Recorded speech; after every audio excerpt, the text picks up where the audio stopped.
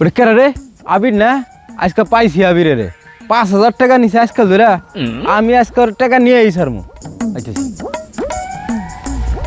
ভাই কি হইছে ক?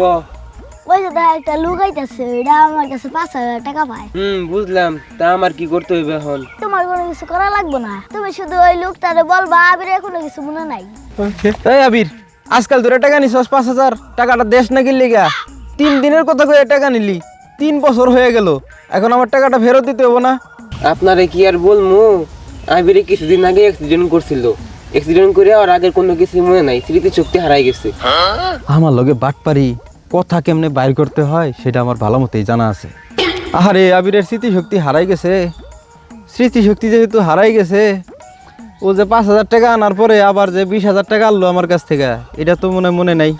তাইলে তো এটা আবিরের বাপের কাছে কোয়া লাগবো। আমি স্যার দেবেন না, 5,000 পরে আর কোনো টাকা নেই নাই। এই তো কথা বাইরেছে, আজকার তোমার ছাড়তাছি না চান্দু। তোমার আব্বাই টাকা দিব, তারপর তোমার আজকে ছাড়িয়ে দেবো। এখন তোমার নিয়া আমি বাইন্দা রাখবো।